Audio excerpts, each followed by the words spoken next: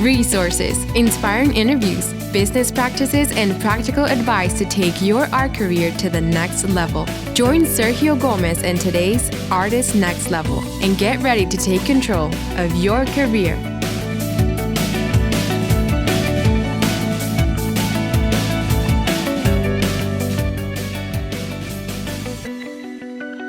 Hello, my next level friends. In this mini episode, art business expert, appraiser, and curator Ruth Crnkovich answers the question on how to price your own artwork.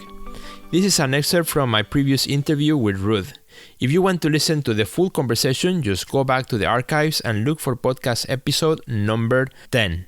One of the easiest ways that I've come up with for establishing a base price for artwork for the beginning artists, not for people who really haven't sold their artwork, but they're looking to get a value on it, is to basically pay yourself a respectable hourly wage and then maybe double that, and that would be your asking price. So if you spent 80 hours on a painting and you pay yourself $15 or $20 an hour, you know, there's a good starting point.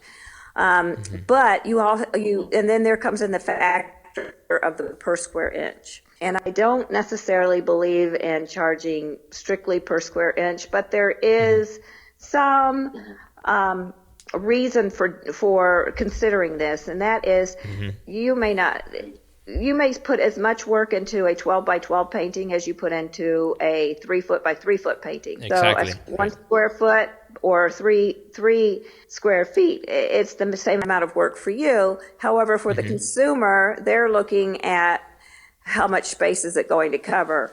So you need to keep that in mind. So typically if it's smaller, no matter how much you love it and how many hours you slaved over it and how many nights sleep you left, you've lost, that really doesn't necessarily come into play when it comes to valuing or pricing, I should say, pricing the artwork. Right.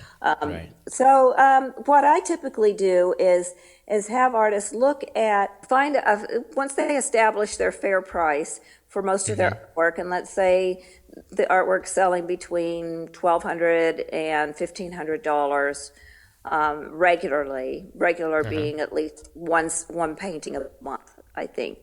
So then you know that that's a good starting price. And as demand for your work goes up, then your prices should reflect that as well. As you get a gallery, then your prices should reflect that commission as well. But to go too high in the beginning and then have to cut your prices, what you've in fact done is created a depreciating market for your artwork. Art should not have to go on sale to be sold. It should be priced right. I mean, you should leave room for negotiating if necessary, but to price it too high and mark it down is a big mistake that I see artists make. So I recommend to start a little lower. If you don't know where to start with an hourly wage and go from there. And then when you start selling multiple sizes, let's say you have a 12 inch by 12 inch and a 3 foot by 3 foot and a 6 foot by 5 foot painting, and you're trying to figure out some sort of pricing structure for these, that's when I typically call in the per square inch.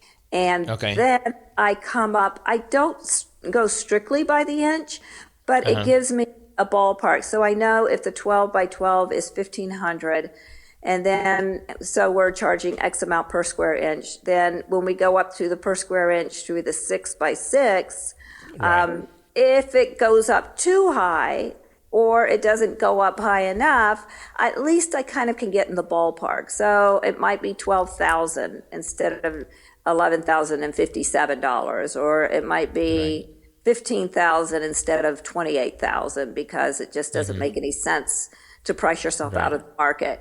But at least it's a place to start the process and give you an idea about how the buyer is looking at your artwork too, because sometimes you have to put that yourself in their place.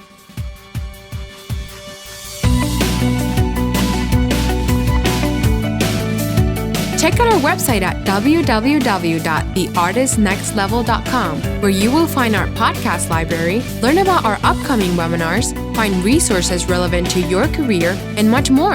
Thanks for listening to today's podcast, and we'll see you at the next level.